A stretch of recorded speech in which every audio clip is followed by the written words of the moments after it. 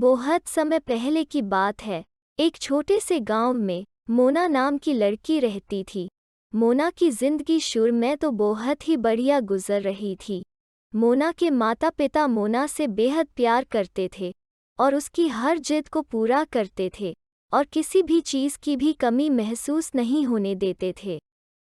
मगर भाई मोना छोटी ही थी कि उसके माता पिता चल बसे थे, जिसके बाद मोना इस दुनिया में बिल्कुल अकेली पड़ गई और कोई भी उसका अपना नहीं था। और मोना क्योंकि पढ़ी लिखी भी नहीं थी, इसी वजह से मोना की जिंदगी मुश्किलों में पड़ गई और से कोई भी नौकरी नहीं मिली, क्योंकि अब जिंदगी भी गुजारनी थी और अपना पेट को पालने के लिए मोना ने एक रेस्टोरेंट में काम करना शुरू कर दिया।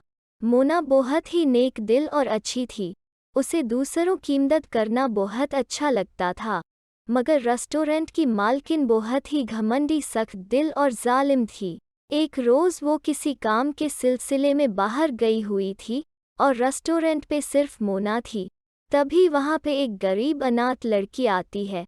तभी मोना देखती है कि वो लोगों से खाने के लिए कुछ पैसे मांग रही है, मगर कोई भी उसे पैसे नहीं दे रहा। मोना को उस लड़की पे तरस आता है और वो उस लड़की के पास जाके उससे कहती है कि तुम्हें भूख लगी है ना, आओ मेरे साथ, मैं इस रेस्टोरेंट में काम करती हूँ, मैं तुम्हें खाना खिलाती हैं।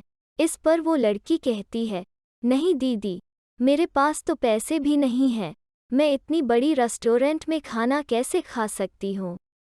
इस पर मोना कहती है, मैं तुम्हारे पैसे दे दूंगी, तुम आओ मेरे साथ। इस पर वो लड़की बहुत खुश होती है। मोना फौरन ही उसे बर्गर ला के देती है। वो लड़की अभी खा ही रही होती है कि उसी वक्त मालकिन आ जाती है और मोना को देख उसे गुस्सा आ जाता है और वो मोना से कहती है, अच्छा तो तू मेरी घेर मोजोड़गी में यूं भिखारियों को मुफ्त में खाना खिलाती है। इस पर मोइन कहती है, नहीं मैडम, मैं इसके पैसे अपने पास से देने वाली थी।